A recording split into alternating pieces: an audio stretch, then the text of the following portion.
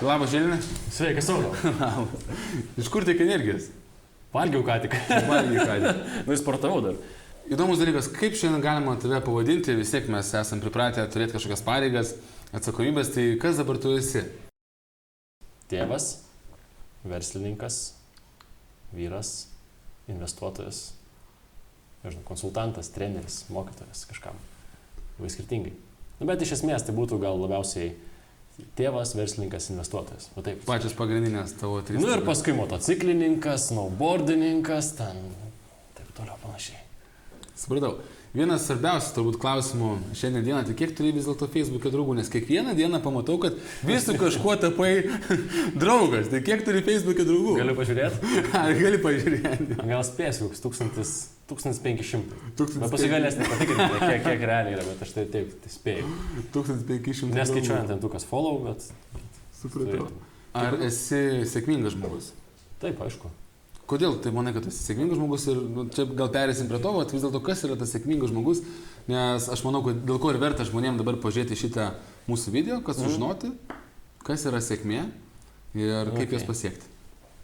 Sakau, tai klausimas dabar, ar aš sėkmingas, ar sakau taip, ir kodėl? Ne, taip, ir kodėl? Nes aš jaučiuosi laimingas, tai jeigu aš gyvenime jautiesi pilnatviškas, laimingas, gerai jautiesi, tai ir skaitosi sėkmingas. Yra kiti atributai, pagal ką žmonės, kaip pasakyti, priskiriami, rūšiuojam, visuomenė parūšiuoja, kad tas sėkmingas, tas nesėkmingas. Tai sėkmingas dažnai tas, kuris turi Lietuvoje formulę, taip yra, turi namą, būstą, kur gyventi, mašiną, gerą darbą. Nu ir vaikų, jeigu turi žmoną, tai jau čia skaitos kaip ir sėkmingas. Per atostogų sugebėti išvažiuoti, jeigu daugiau negu visi, tai jau tada esi labai sėkmingas. Tai visą tą turiu jo. Ta turi. Ir daugiau. Dar laisvo laiko turiu ir jaučiuosi laimingas. Tai jeigu tai pabandyti viską sistematizuoti, tai kas vis dėlto yra tas sėkmingas žmogus pagal tave? Sėkmingas žmogus pagal tave. Ką jis turėtų turėti, kaip jis turėtų jaustis? Pirmas dalykas, turi jaustis laimingas, laisvas, pakankamai, vis tiek gyvenam pinigų pasaulyje, pakankamai turi uždirbti. Tai viskas ir pats su savimi turi būti, kaip čia, darnoje. Susidraugavęs su savimi, jo, tai viskas. Papasakok daugiau apie save. Jau čia minėjai tiek hobių, kad net nespėjau sugaudyti, tiesiog papasakok daugiau apie save. Ką tu gyvenime veikėjai, apart to, kad investuoji, apart to, kad esi tėvas, apart to, kad turi motociklą, ką tu dar veiki? Kokia tavo diena? Mano diena? Taip. Nu, pavyzdžiui, šiandien mano diena skaitysis labai įtempta, nes ryte turėjau verslo pusryčių klube pusryčius, mes karts nuo karto trečiadienis papusryčiavom valandėlę, tada sporto klubas pasportuoti. Tada pietus su Saulium, po pietų kažkoks filmavimas, tada turiu dar vieną susitikimą, konsultaciją ten dėl būsto kreditų, kaip susoptimizuoti būsto kreditus, viena moteriškė užsuks, dar po to vienas vyrukas užsuks, aš jam turiu draudimo polisą atiduoti. Šiandien daug dirbi, viena žodžia. Šiandien aš labai daug dirbu, taip. Tada turiu laisvą tarpą iki 6:30, tai grįšiu namo, pabūsiu su sūnum, su žmona, nueisim kažką užkasti, tada 6:30 aš turiu seminarą pravesti 1,5 valandos ir tada jau vėl namo ir kažką. Tai tokia atrodo, tai įtemptesnė mano diena, o jeigu, pavyzdžiui, vakar, tai gal nesakysiu.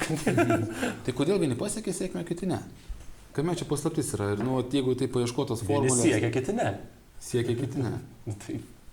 Lygiai taip pat, kaip pasiekia sėkmę. Tai vieni daro, kad tai padaryti, kad turi tikslus ir eina į tai, kiti to nedaro ir neturi. Bet tai va ir viskas. Bet tai kas jiems trukdo tavo nuomonę daryti? Nes atrodo, žmonės lyg tai netgi žino, kad nori būtent, nežinau, turėti tokį laikrodį kaip tavo, ne? Aha. Bet jiems kažkas trukdo. Jie yra čia, jiems reikia tai padaryti keli žingsnius, o jie negali padaryti. Kame čia dalykas? Užsuktas ratas. Čia subtilesnis dalis. Vienas dalykas, tai yra žmonės dalis neturi to tokio vadinamo vidinio alkio. Nes jeigu tu esi, žinai, tau kaip yra taip gerai, komforto zona pavadinkim, tai komforto zona gal truputį skiriasi nuo vidinio alkio, nes komforto zonai iš principo mes gyvendam komfortiškai, gyvenam gerai žemėje, bet kai tu turi vidinį alkį padaryti daugiau gyvenime, pasiekti kažką daugiau, tai tada tu eisi į priekį, bet jeigu to vidinio alkio neturi, tada tu neisi į priekį. Vidinis alkis gaunasi, mano galva, iš to, kad žmogus turėjo vienokių ir kitokių kaip čia, visuomenį suprantamų problemų. Jeigu tau buvo sunku, iššūkis tai buvo, tai tu tada turėsi motivacijos nebeatsidurti ten, kur buvai ir norės išlipti ir keliauti prieki. Tai man tada labai kyla stiprus klausimas, kam tu dabar pats esi alkanas?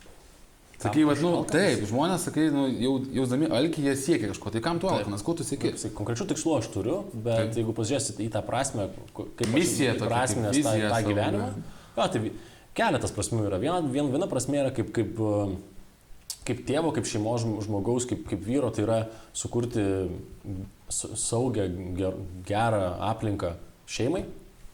Tai namai, finansinė visa situacija, tai viena dalis.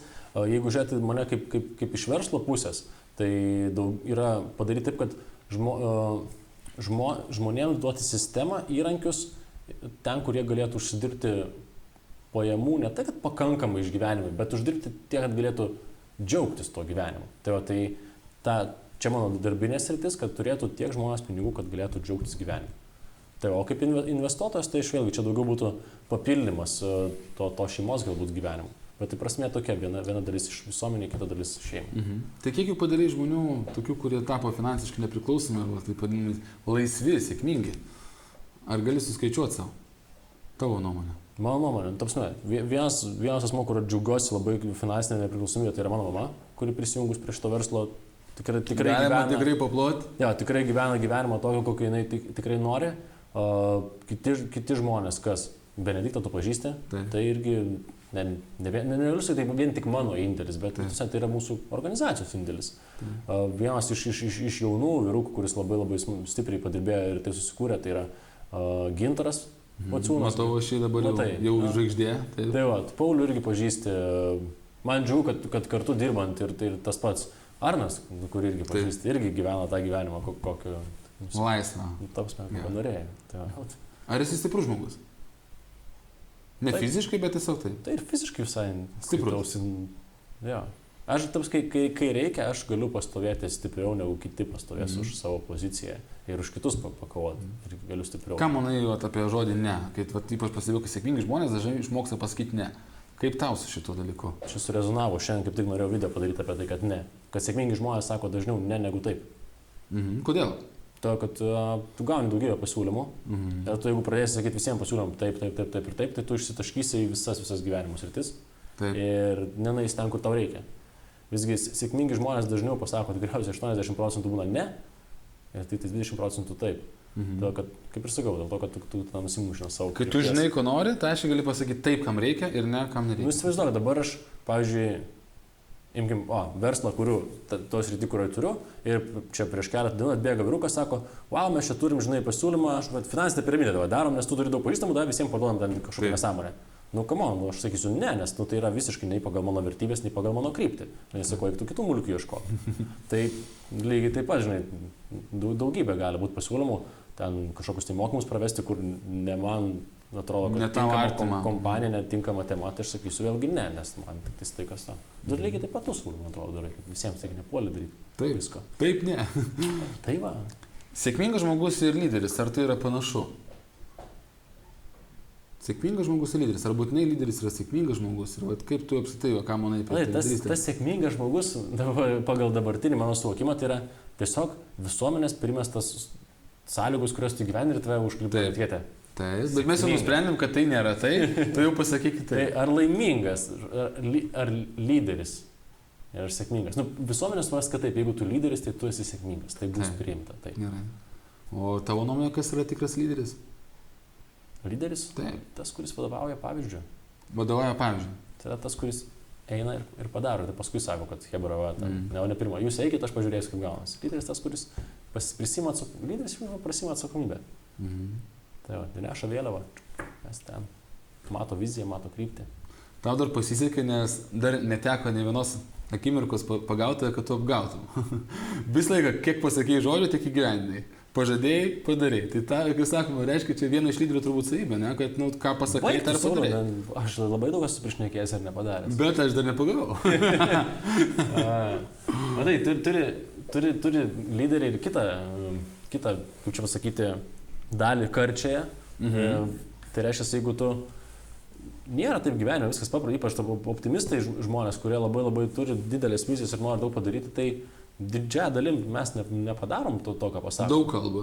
Tu pasme, ne tai, kad gal daug kalba, bet tu, kai užsibrėži savo tą viziją ir tikslus, pavyzdžiui, ten prieš 4 metus, prieš 3 metus buvo vizija surinkti į tam vieną renginį sėkmės kongresą 500 žmonių ir aš sakiau, kad wow, čia padarysim, buvo 80, ne tik, nebuvo 60 keli.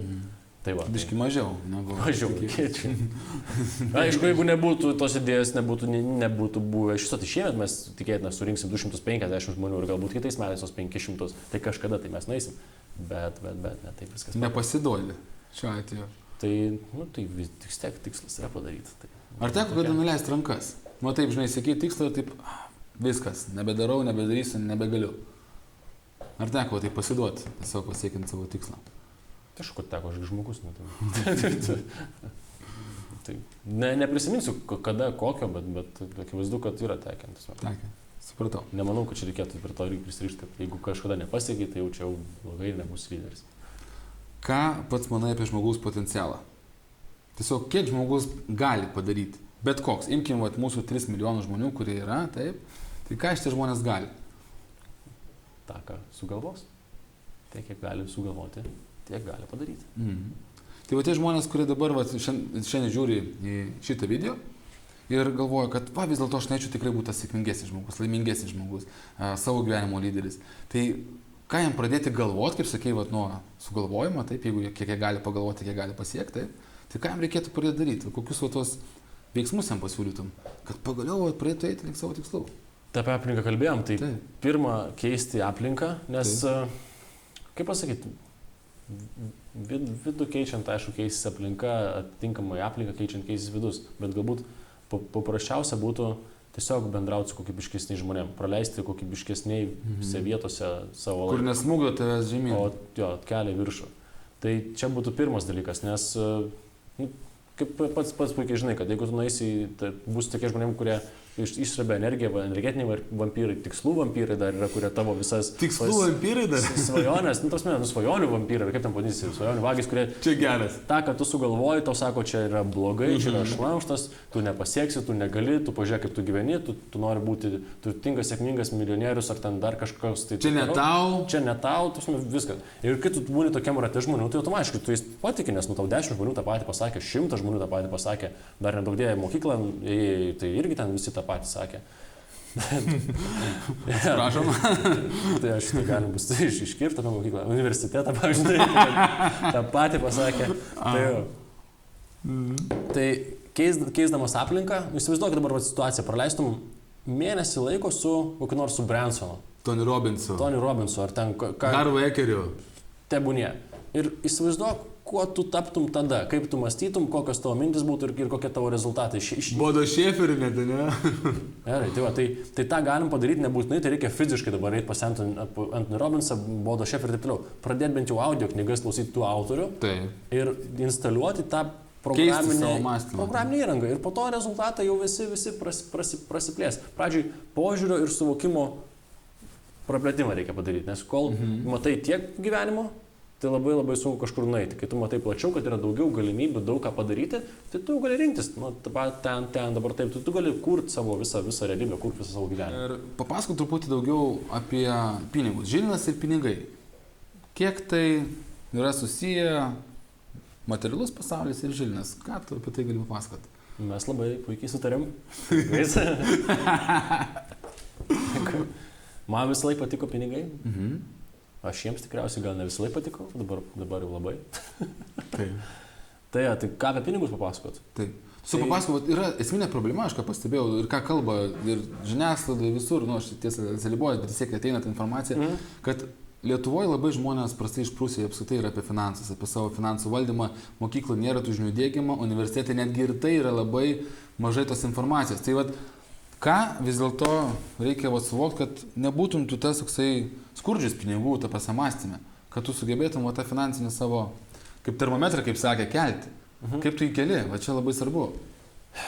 Nu, tai nereikia toli žiūrėti Lietuvoje, kad blogai su edukacija, nes jeigu pasižiūrėsi, Lietuvoje yra vienas mažiausių minimalių atlyginimų, vienas mažiausių valandinių atlyginimų ES eurozonoje, tai čia tikrai nereikia būti Einšteinu, kad supras, kad Lietuvoje blogai yra ir kad tai prasideda ne nuo to, kad darbdaviai blogi ar ten rinka bloga, nes lygiai ta pati rinka po Šinspypių Estijoje, ten mes labai ko skiriamės, Estai mus lenkia gerokai. Tai akivaizdu, kad tai yra nuostatos ir mąstyme ir šitoje vietoje. Taip, kaip tu sakei, mokykloj niekas ten mūsų nemokė, jeigu ir mokė, tai mokė tikrai ne to, ko reikia, ko mokė mokykla apie pinigus, kad... Reikės dirbti. Jo, norint uždirbti pinigų, reikės dirbti į darbą, bet tai čia vienas didžiausių melų tikriausiai, kai galim sužinoti, bet, pavyzdžiui, taip pat į galvą įkalė kiekvienam žmogui, kad pinigai laimės... Nesuteiks. Suteikia iš tikrųjų. Taip, visi žinom, kad žmonės su turtais yra blogi. Teisingai. Visi turtingi žmonės yra... Taip, jeigu turi pinigų, tai apgavo kažką. Jo, tai tikrai, kaip sako, paliubomų nesažininkai. Jeigu pasimersas naujas, visiškas vagis, o dar juodas, ne? Šansų. Ta prasme, realiai, patys didžiausi gyvenimo svoločiai, tie, kurie su gera mašina važinėja, ne? Su geresnėm negu tavo, taip pat įvardinkim, ne? Ir tokios nuostos mums sudėktos į galvas yra, tai, ir dar blogiausia dalis mano supratimo yra, kad didžiąją dalį, tai 80% nuostatų yra sudėję mūsų tėvai. Tai reiškia... Net nenorėdami turbūt. Jo, ir nesuprasdami, bet jie tą patį gavo iš savo tėvų. Ir taip toliau viskas. Ir susirita ir visiems sakė, vaikeli pinigai ant medžių neauga, jeigu turtingi žmonės yra visi blogi ir dabar... Vaiko suvokimas, tas suvokimas nedingsta niekur. Tai tu supranti, kad jeigu tu tapsi turtingas, mama sakė, kad turtingas žmogus yra blogas. Tai arba tu negali tapti turtingas, arba tu išsižadėsi motinos meilės. Kas yra, arti neįmanomo žmogui. Taip ir netampa turtingi niekas. Tai labai įdomu dabar, jeigu taip patarimais, konkrečiais veiksmais, taip, ką daryti, kad tavo mąstymas apie pinigus taptų geresniu, kad tu tikrai po truputį pradėtum daugiau uždirbėti. Ką tiesiog, kokius veiksmus daryti? Sakyk gerai, audiobuksus klausom, knygas klausom, sėkmingus žmonės susirinkam savo komandai, taip, neinam ten, kur visi, nežinau, padugnės renkasi, einam ten, kur jau yra geriau, bet ką daryti, kokius, veiksmus daryti? Pasimk vieną knygą apie pinigus, vieną, kurią nereikia, vieną. Taip. Perskaityti tą knygą ir padaryti, kas ten pasirašyta. Aklai patikėti. Come on, o ko dar reikia? Bet esminis dalykas, ką pasijau, kad reikia tikrai taikyti tą dalyką. Kai aš pradėjau irgi tos savo biudžetus išsidalinau į 6 sąstas savo pinigus. Čia pagal Harveiką reikia. Taip, rezultatai, aš turiu pinigų savo visokiems hobiams ir visoms išlaidoms, kas ten kainuoja. Radio valdomiems, sakiau, žaisliukam. Jo, radio motociklam. Ir taip toliau. Yra šeimos pinigai, yra taupimas, yra būstas, yra galų gale pinigai investavimui ir aš matau, kad tas investicinis kapitalas jisai irgi labai labai sparčiai auga. Sparčiau negu aš įsivaizdavau. Tai sakyčiau, ir jeigu knygos neskaitys, pavyzdžiui, aš tikrai, knygos galbūt neskaitysit, tai nueikit į seminarą apie pinigus ir padarykit tai, ką ten sako. O dabar bus milijonierius mąstymas. Bus milijonierius mąstymas, eikit į tą seminarą. Bus Žilvino Butkevičiaus seminaras apie finansų valdymą. Nueikit 5 eurai po 100 pipkių. Ten pasidalinu, aš parodau savo pavyzdžius, kaip ką darau, kad gautus pinigų. Jeigu jūs paimsit ir padarysite tą patį, gausis. Bet tai reikia paimti ir padaryti. Žmonės, čia jokinga situacija, galiu pasakoti. Parašo man laišką, aš fanas pasyvių pajamų esu, man pasyvios pajamos tai yra kažkas tokio. Parašo man laišką, mano moteriškė, Žilinai, jūs ten darote pasyvios pajamos ir seminarus ir pats susigūręs turi pasyvių pajamų, kaip man tai padaryti? Na, aš ir rašiau. Tai vienas būdas ten yra išnuomot garažą, kitas būdas yra čia su affiliate programos, trečias būdas ten su tuo. Ir man atrašo. Garažai. Net be investicijų parodžiau, kaip padaryti pinigų iš garažų, su 0 lito. Aš, žinai, čia aš moteris, o garažai yra vyriškas reikalas. Negaliu. Affiliate ir taip toliau, ten internetinės visi portalai. Ką ten parašė, bet maždaug aš tuo netikiu. Ir ten trečias dalykas, man atrodo, kad čia man irgi nepasiseks. Viskas, pasakė. Tau 3 vietos, 1, 2, 3, parodyta, ką padaryti.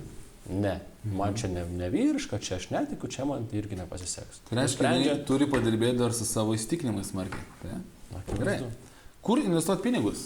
Dabar labai nuolat kyla klausimai, žmonės galvoja, ką daryti su pinigais, kad jie nuvertėtų, krenta euras gal vėl kils, nieks čia nežino, aukso kainas kyla, ten gintaro kainas kyla, taip toliau krenta vėl, nafta auga, kyla, ką daryti? Tai nuo čia mes jau jungiam skaitliuką į mano konsultacijos mokymą. Bet vieną tokį švelnų nemokamą patarimą. Gerai, okei, tai kur investuoti yra blogas klausimas, pradėkime nuo to. Tai todėl, kad pasakysiu, aš kur investuoti, tai nieko nereiškia, kad tu ten pradėsi, o galbūt ten netgi nudegsi to investicijų. Pirmas dalykas yra kaip investuoti, tai yra turėti strategiją, kaip tu tai darysi. Kai tu strategiją turi? Aišku, kad turiu. Tai kai turi strategiją, tai trumpai apie strategiją, skaidyti reikėtų į 3 sritis, bent jau viena paprasta strategija, 3 sritis. Saugios investicijos garantuotos, tai bent jau mano atveju tai yra gyvybės draudimas su visom lengvatom, vidutinės rizikos investicijos, tai būtų indeksiniai fondai, 3 pakopos pensijų fondas ir rizikingos investicijos, tai gali būti targavojimas akcijos, arba tarkim tą, ką...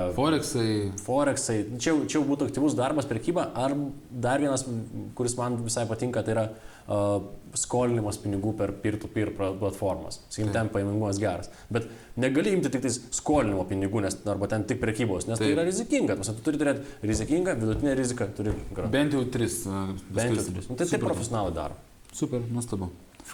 Iki šiol tavo nuosaviam gyvenime kas labiausiai tau pasiteisino? Va, iš tikrųjų, kur buvo tas lūžis tavo nuomonė? Va, kada, kad tą padarei ir va, Žilvinas yra Žilvinas. Kas labiausiai pasiteisina iš tikrųjų, bet ką pradėjai daryti ir kas tau atnešė tą didžiausią sėkmę rezultatą? Žinau, kad nepaprasta atsiminti, kažką pradėjai daryti, kažką pradėjai mąstyti kitaip. Matai, daryti, mąstyti čia jau tokia... Ne visą laiką daryti reikia, kad gyvenime būtų geriau. Kartais gali tiesiog atsipalaiduoti ir būti tėkmėje ir eiti su gyvenimu kartu ir viskas... Būna, kaip tau reikia. Tai čia kaip jeigu įvardint paprastai priėmė į gyvenimą, tiesiog susitaikė su gyvenimu, koks jis yra? Ne visai. Tu turi kurti gyvenimą. Tai nėra, kad kurti. Susitaikai, nes tai kaip yra, tai čia labai, nežinau, susitaikyti labai neteisinga būtų. Taip. Tu turi išsakyti ketinimus to, ko tu nori ir pagal tai, ką užsakėjai, jausti kada. Tai reikia padaryti labai nedaug, kad gautum tai, ką nori daug. Čia subtilus reikalas. Bet jeigu lūžis pasižiūrėti, vienas, man atrodo, tokių svarbiausių lūžių gyvenime, tai buvo, kada pradėjau klausyti sėkmingų žmonių. Tų žmonių, kokiais noriu tapti, pradėjau iš jų klausyti patarimų ir pradėjau tos patarimus įgyvendinti. Labai bukai, kaip sakoma, pasiklausai, ką daro sėkmingas žmogus ir paimi ir padarai.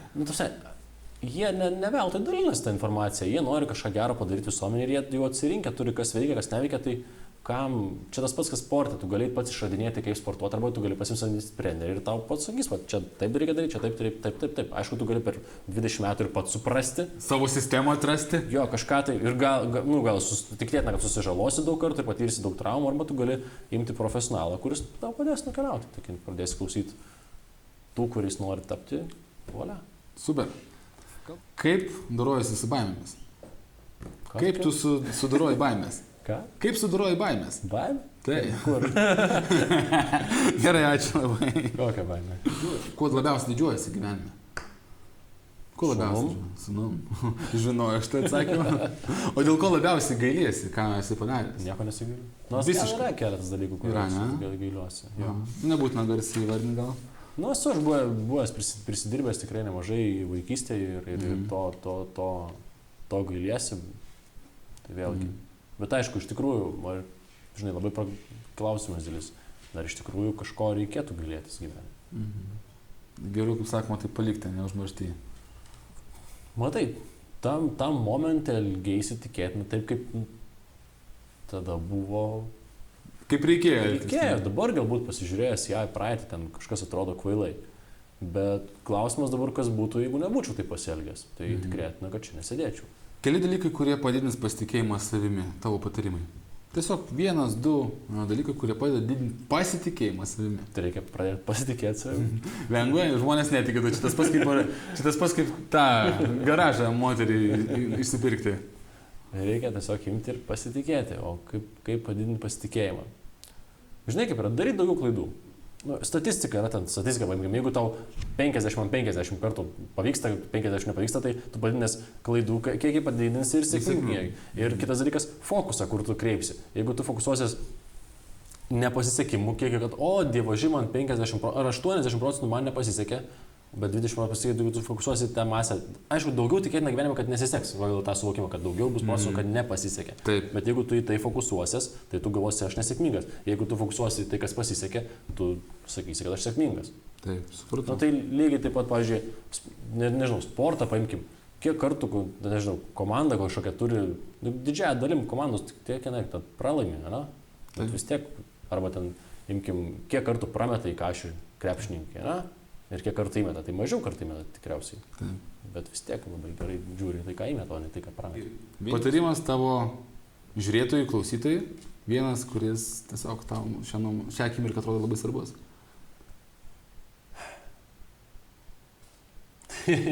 Gerai, tai patarimas žiūrėtojui, čia kažkas tas, kas nori gyventi geriau. Taip, fokusuokitės į gerus dalykus gyvenime, atsirinkit žmonės savo aplinkoje, tie, kurie jūs stumteli eiti ir daryti daugiau, ir atmeskite iš savo gyvenimo tos, kurie jūs traukia žemyn ir demotyvuoja. Tai rinkitės visą laiką tos, kurie jūs kilsteli į priekį. Tai super. Ačiū labai, Žilinai. Dėkui. Ačiū už tavo laiką, nesulaužyk rankos. Stiprus žmogus, ačiū labai. Dar kumštį padarom dar tokį. Ačiū.